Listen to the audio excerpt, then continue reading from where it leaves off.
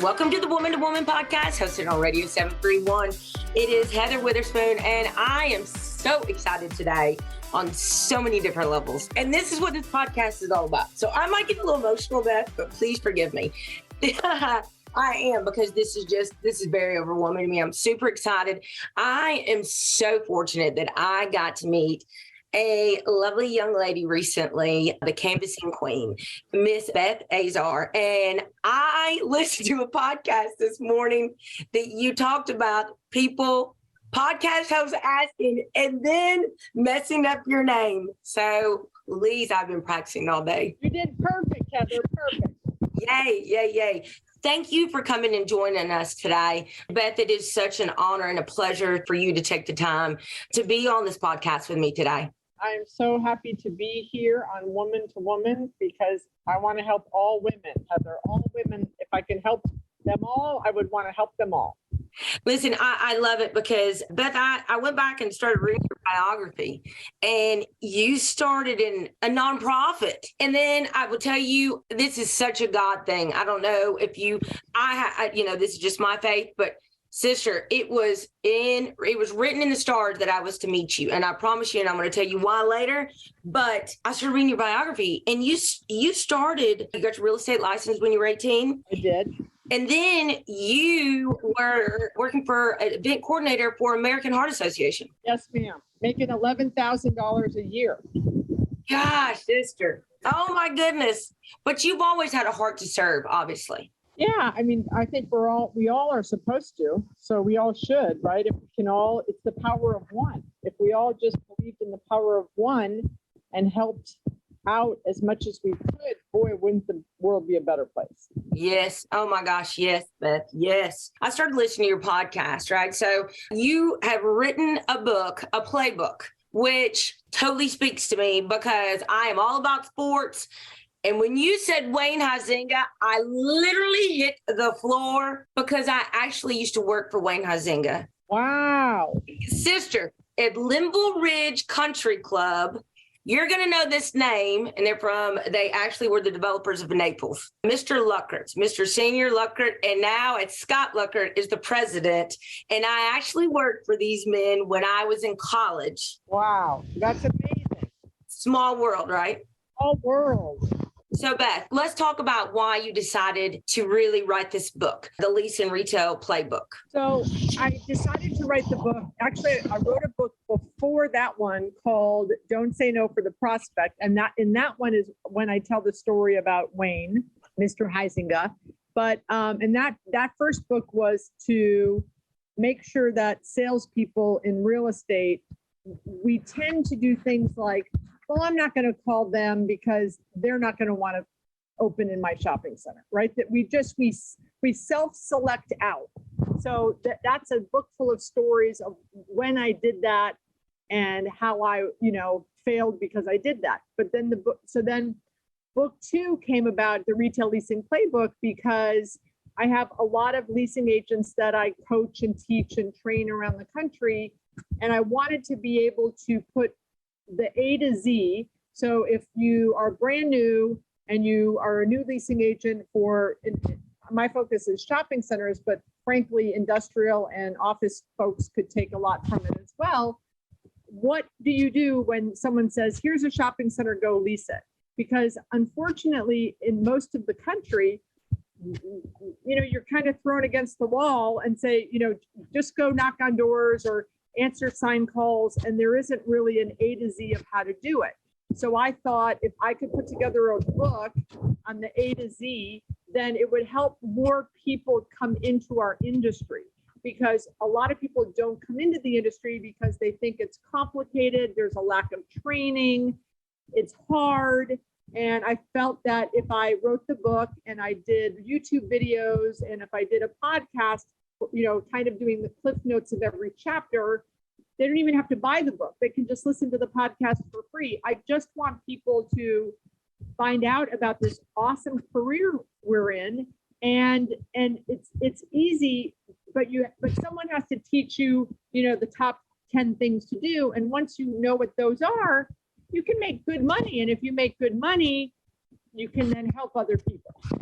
I love that. I love that because as I've learned, this is commercial side real estate. There is a minority women's, and I say that because I'm in my mid 40s, right? And then it was kind of written in my path, and COVID happened, right? So how do people jump into an industry like when this happens, or a financial situation in 2008? But I love the fact that you said in the book, it doesn't matter what you're going, because those are excuses. Right. I mean, bottom line, that's an excuse. You fill your funnel and make it rain. Listen, Beth, when you're talking about taking notes, I printed off everything. I said, Brandon, to my principal broker, I'm changing this entire office up in my office anyway, so that I can be completely more so organized in my path. Beth, I'm telling you, you're changing this girl's life, sister. It's what, Heather, you probably you knew everything and you have this already. You just need to coordinate it, right? Like, I think a lot of people run out and start prospecting, and I say, wait a minute, come back. Let's look at the vacancies. Let's figure out who would be best in those vacancies, so that when you run out and go prospecting, you're doing it in an organized fashion in a matchmaker's mindset. Like, whoa, well, if my hair salon is killing it, maybe, and they don't do men's hair, a barber shop would be a great match. And then if you are smart and you're doing that tenant mix in the right way, then both parties benefit, because the men will recommend the women and the women will recommend the men. And then 1 + 1 will equal 3. But most leasing agents don't know that. And they take sign calls. Hi, I want to open a vape store. Okay, here's a vacancy, done. And they don't think, oh, vape store, is that really something I want? Is that going to affect us negatively? Right. So I try to teach an organized fashion, and 1, 2, 3, 4, 5, do this and you'll make good money.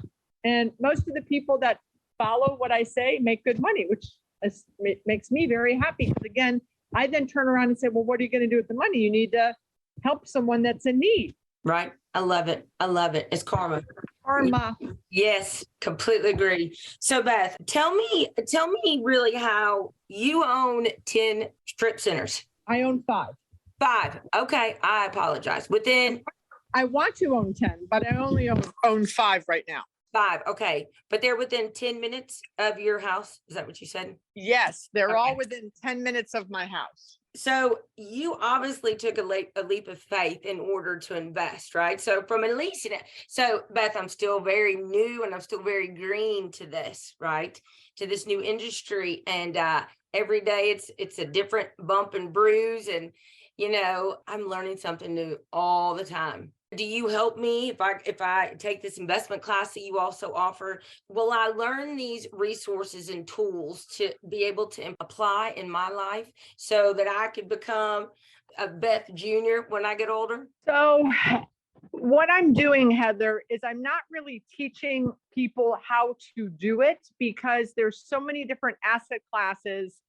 When I had the conference last year, so I've had the Women's Investment Conference for 2 years. This will be our 3rd year. Step 1 for me is to communicate to women that they should be investing and can be investing.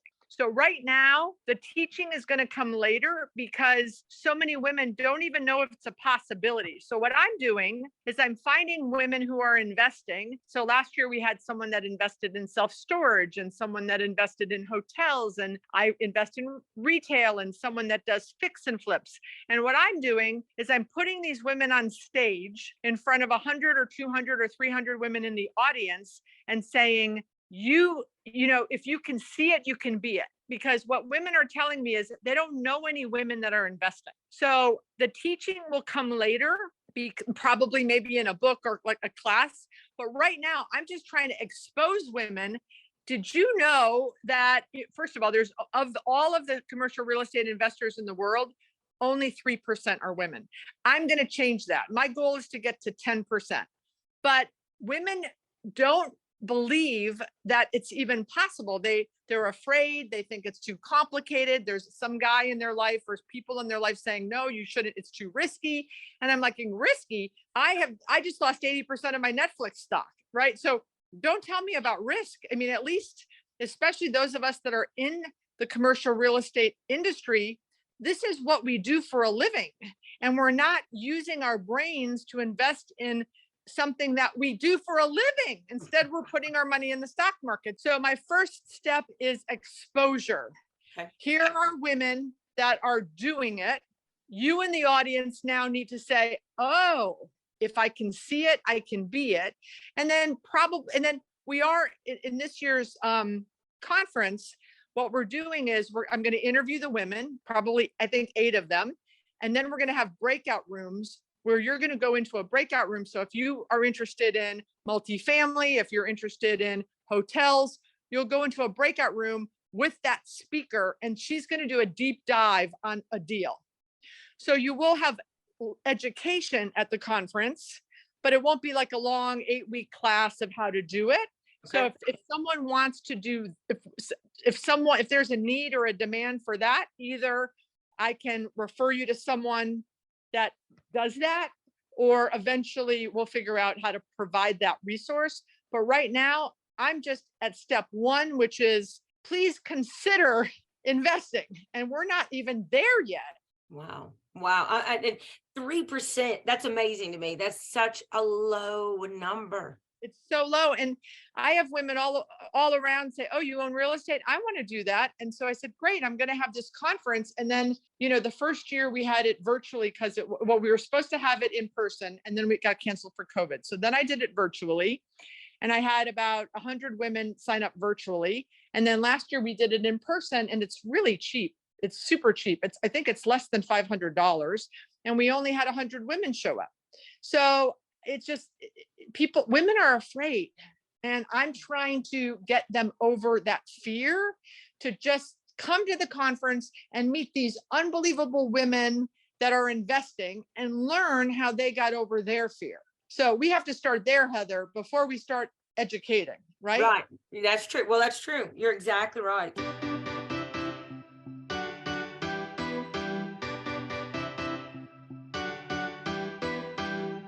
As a parent, you always want to give your child the gift that keeps on giving. So recently, I gave Lucas Invisalign braces. I don't know if you know this, but during his middle school years, he was playing baseball, and he was going in to cover the mound as a pitcher, and the kid slid in and knocked his front 2 teeth out. So we've had to get him replaced, and we went to Southern Family Dentistry to get veneers. Well, the sweet baby boy is growing up. And so Dr. Nathan Nash walked us through what this was going to look like. And I'm telling you, it has been amazing. And Lucas has done a fantastic job. There is nothing like seeing him smile, knowing that I am giving him the confidence to move forward and to look his best and to have the best confidence in the world when he goes out and smiles. You definitely have to call Nathan Nash right now. They are doing a fantastic in-house special for Christmas. You'll have to call 731-3000-4545. I am telling you, Dr. Nathan Nash has decided to, he and his staff have decided to give a great Christmas gift this year. If you buy an in-house whitening, then they will give you one free. Buy one in-house whitening and you will get one free. Call 731-300-4545. Dr. Nathan Nash and his staff do a fantastic job, and they want to wish you and your family a very Merry Christmas. I was talking to Jody Austin the other day with 92.3 The Hog, and I finally told her that I got extensions put in my hair.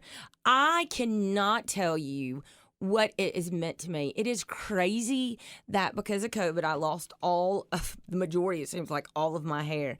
So when I went in to see Dawn, I was so grateful, and I was super excited about the many things that we had going on. And she was sitting there and she goes, Heather, I have just created this new hairline.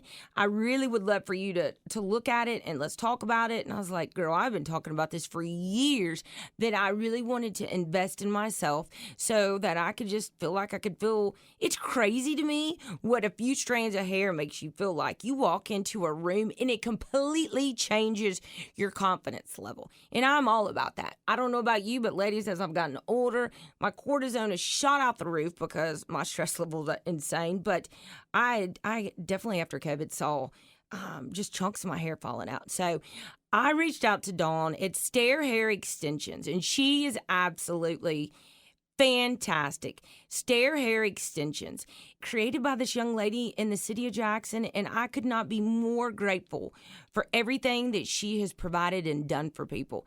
It is absolutely amazing, the stories, and it's just I keep telling Jody, you want to do it, go do it, girl. It's not, I promise you, it's going to be okay. But call Bravo Hair Gallery and Color Bar today because she has Dawn and her staff. I cannot tell you what it's like to walk in. She is hilarious. She loves you. She'll care for you. She will take care of you like no other. But they truly do the best that they can. And listen, recently she was on Dancing with the Stars, and I could not be more grateful and thankful for everything that she has done. She has done a fantastic job in everything that she's doing in the city. Listen, so if you want to go by and see Dawn at Bravo Hair Gallery. Ask her about the stair extensions and see what you can get done for you. She's located on Stonebridge Boulevard. Ladies, it's that time of the year. It's time to go get your annual mammogram or just a checkup. You know, we spend so much time, and it's only going to get worse as the holidays quickly approach. But we always care for others, but we rarely ever take care of ourselves. But ladies, we have got to put ourselves first. You cannot pour from an empty cup. And the Women's Clinic, all they're worried about is dedicated to helping you feel your best and taking care of you. So why not call and get a mammogram and get the bone density scan all at the same time? Listen, there's nothing like walking in, and I know it's kind of crazy. It takes forever. You think it takes forever, but listen, I think about going in there recently and I'm like, man, I can get this done. All right. So really, let's be proactive in our health instead of being reactive. The Women's Clinic cares about one woman at a time. They truly live by that motto. And you definitely need to call today so that you can schedule an appointment. Or if you're getting ready to have a baby, you definitely need to call the Women's Clinic. They will take care of you. They are all highly professional. They care about you and your family and your situation. And they have all sorts of different programs there that you definitely need to find out. Call 731-422-4642. That's 731-422-4642. The Women's Clinic, caring for one woman at a time. Can you believe Christmas is almost here? You have got to go by and see King Jewelers. Grover and his staff have been in business for like 25 years. Grover is an in-house jeweler with over 35 years experience. The other day, I will tell you, I was at a huge event. The ladies and I were sitting around. We were talking, chit-chatting. We were at a wedding. I felt like it was Queen Elizabeth's wedding. And all of a sudden, one of my bracelets broke. And one of the girls that I was sitting with immediately said, Grover could fix that. Take that to Grover. You know, King Jewelers. And I died laughing because I was like, girl, you know he's the sponsor of my podcast. And she said, yes, but he does fantastic work. He can definitely fix that bracelet. And I thought, I love this bracelet. It was handmade. It was beautiful. And I will take it to Grover to get it fixed. But you do not want to miss out on the Christmas specials that he has going on. He's got diamond studs. He's got diamond tennis bracelets, watches galore. And he can do services in-house, insurance appraisals, watch repairs, everything while you wait to find that special person, the gift that keeps on giving. So go by and see King Jewelers at 16 Conrad in Jackson, Tennessee. Thank you so much.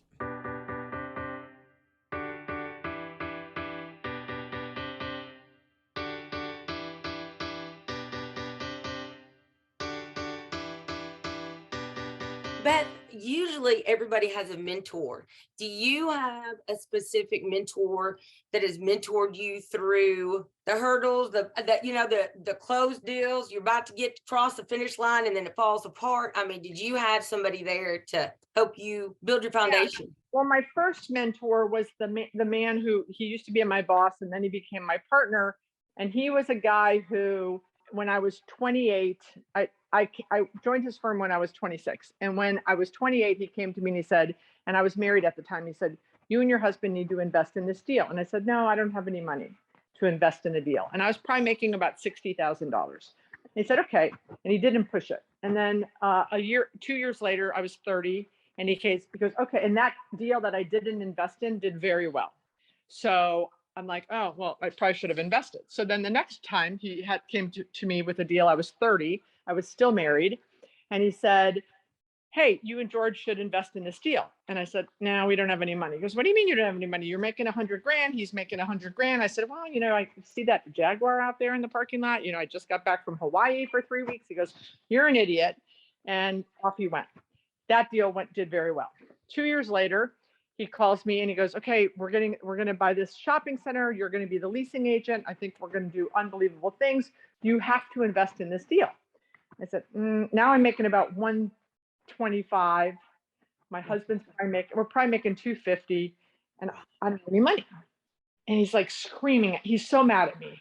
And he literally takes me by the neck and to the local bank, and he co-signs a $50,000 note for me to invest in this deal on one condition, that every commission check I get from that point on, I have to put 20% right away into an investment account.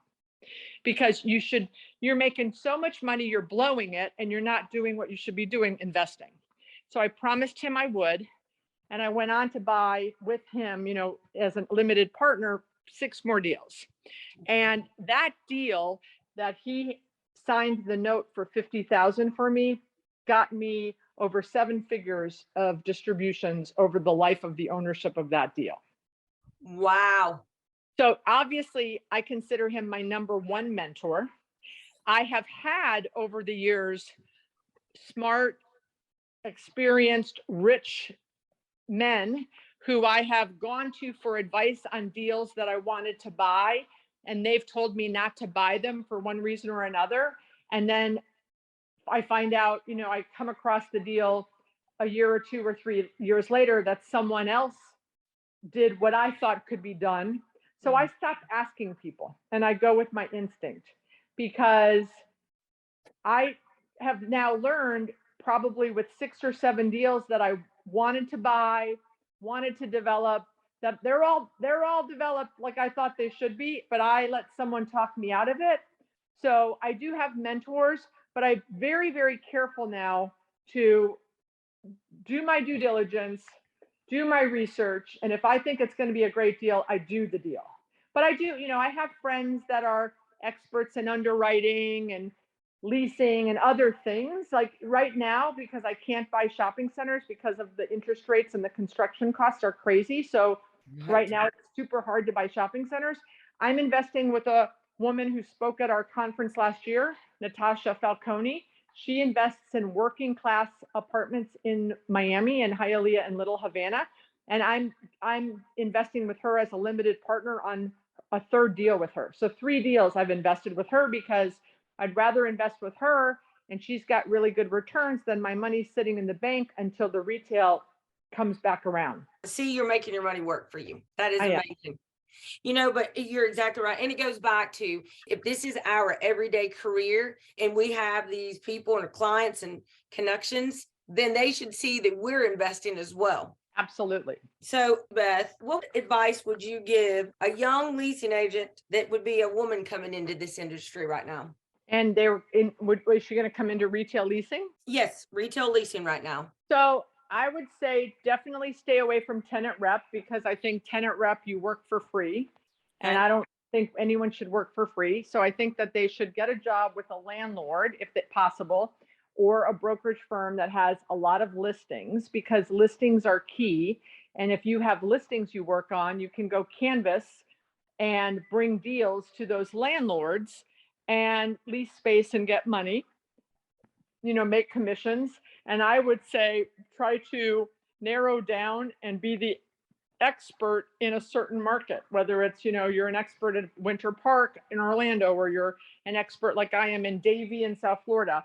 Pick a submarket if you can and be an expert in that submarket with those listings, and really network, meet all of your neighborhood leasing agents. So meet, if you have a shopping center on the corner of Smith and Vine, and there's 3 other shopping centers on the other 3 corners, like they need to be your best friends, and you guys can exchange past deals. I have exclusives, so I can't do a bike store, but you can do a bike store, or you can't do a bakery because you have a Panera, but I can do a bakery. So the more that you're close friends with the people that you're supposedly competing with, you can really share deals, swap deals, because we can't do all the deals that come into our door. And what better people to, and I don't take referral fees. I'd rather have the IOU than the 10% referral fee. Right. So my advice to a young woman is, work for a landlord, work for a broker who has a ton of listings. Listings are the key. Don't go work for a broker who says, well, you've got to go find your own listings, because that's impossible for a new person in the industry. So work somewhere where you are given listings to lease, and then go canvas the heck, 50 people a day, go canvas, and you'll have the vacancies leased up in a second. And then that owner will want you on his next deal and his next deal. And your boss will want, we have a rock star here that leases everything I give her. I don't care if it's C, D, A, B, she leases it. And then make, create a network with the tenant rep brokers, since they have clients they're looking for space on. So constantly be out networking, coffee with, your 3 neighborhood leasing agents, coffee with a tenant rep brokerage firm, go see the tenant rep brokerage firm and bring your flyers. And that's called the portfolio review. And just make sure everyone knows, like by the 6th month that you're in town, hey, we all know who Nicole is because she's called us. She's been in our office. She's working it. Right. So talk to me about this. When you go to these ICSCs, conferences and retail lives, and that's where I got to meet you, and I was so grateful for that. How do you walk in and start meeting these people and introducing yourself and really trying to make a name when really you're starting from scratch? So again, if you have a listing, right? So if I walk into Nashville Retail Live and I have a Publix anchored shopping center, that's my listing, or I have a empty Walmart with a bunch of empty spaces. Yeah. What I would do is I would research who's going to be at Retail Live in advance. Okay. And I would say, okay, I've got an empty Walmart, so I need people that, are 50,000 square feet or 20,000 square feet. And I would see, okay, so Burlington's going to be there. I'm going to go talk to Burlington. And then I would do some research and make sure that there isn't a Burlington across the street. I don't want to walk up to the Burlington booth and go, hi, I have an empty Walmart in, Jackson, Mississippi. And the guy goes, we're across the street. And that sounds crazy, but the retailers tell me it happens quite often. Wow. So I would identify my vacancies. I would find out who's attending, who's going to have tables. I would do some homework so that when I walked up to the space, I could say to the Kava guy, who's Chris Levitt, hi, Chris, I'm new and I have a new listing. It's a Publix anchored center. I saw that you were going to be here. I don't have any Mediterranean food. I've done a map of all of the Mediterranean food, your competitors in Jackson, Mississippi, in within 2 miles of my location. I know you like end caps. I have an end cap. And I took a picture of it so I could show you on my iPad or on my whatever. Here's the picture of it. It's 2,800 square feet, just like you like. And what do you think? But if you go up to Chris Levitt at Cava and you show him an old Pier 1 that's 10,000 square feet, he's going to remember you in not a good way. Right. Or if you show him an inline space and he says everywhere to Sunday, end caps only. So don't go up to Chris and say, I've got an inline space. Or what I did recently is I saw him in Nashville. I know he does end caps only. And I just went up to him. I go, so I just want you to know, I know you like end caps only, right? Because he says, do you have anything for me in Davie yet? I said, no, but I am talking to your competitor on an inline space. You won't take inline space, right? He goes, we will not. I go, okay, well, I'm talking to one of your competitors. He goes, which one? And I told him, and he goes, yeah, thanks for telling us. We won't take an inline space. So at least I told him to give him the opportunity so he doesn't come to town and go, why did you do that deal with my competitor? And well, this is don't say no for the prospect. I read that you only take end caps. So I made sure that in this specific location, that's a very tight market, that they wouldn't bend their rules. And he said, right. No, we're not going to bend their rules. So if I was new, I would research so that when I went up and met Chris would remember me for how prepared I was, not that I didn't know he was, had a coming soon sign down the street and I didn't know it. That's good. It can be overwhelming, when you first walk in. Nashville was fantastic. Atlanta was fantastic. Obviously it will prepare me for Vegas and what that looks like, because it is very overwhelming, as I was told. But I've learned so much, Beth, in just a short amount of time.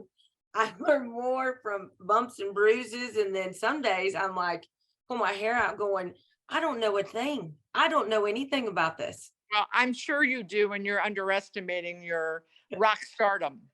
I love it, girl. I love your mannerisms. I love that. I think that is awesome. You just have a very, very generous heart, just in the way that you are in your energy. And I really do love it. Well, Beth, I'm just so grateful. And I definitely, when we post this podcast, we will share all your information, because I want this to be blasted, because I want women to take a leap of faith and believe in themselves. Beth, I'm a single mom. I'm raising a 15-year-old boy. And I love the fact that you talk about writing down your goals, right? That is the biggest thing. And I have goals and dreams, and I see it every day. Look, I have this board right next to me, and it's in 4 categories. And I look at it, and I will mark off everything by the end of the year. Awesome. I'm a single mom too. I have 2 boys. Yes. And every Thanksgiving, we do goals as a family. I love it. I love it. I love it. We've been doing it since they were about 4. And, and I collect them. And when they turn 18, I give them to now they've both turned 18, and I gave them the book of all their goals, but we still start. We still do them every Thanksgiving. And I have 3 nieces that are 26, 24, and 22. And they do the goals too with us, because we're always together as a family for Thanksgiving. And they, there were years where they'd grouse, oh, I don't want to do the goals. I'm like, you got to do the goals, or we don't play the board games, or right. You don't get high. And, when they're 4, their goal is to brush their teeth every day, right? Their goal at 6 is to not fight with my brother as much. So it's hilarious, but one of the most touching moments was when my niece was a senior in high school. The year before, as a junior, she wrote down her goal, get accepted to the University of Tennessee. And what I do is I bring the goals from the year before, and before they sit down to do their goals for the coming year, I pass out last year's goals for them to see what they wrote, because they have no idea. They think this is the most ridiculous thing ever. Right. So I pass out the goals, and I don't really look at them, as I just hand them out. And my niece Annie starts crying. Oh. And she turned around and showed us the goal that said, I will get accepted to the University of Tennessee. The day before, she had gotten the letter that she got into the University of Tennessee. So doing the goals with the kids after the Thanksgiving dinner is a tradition in my house. And, I'll continue it until, I don't know, they're 40, if I can, if I'm still around. Yes, you will be. Oh, I love that, Beth. I love that. Oh, Beth, I am beyond grateful and thankful and just so honored that you came on today.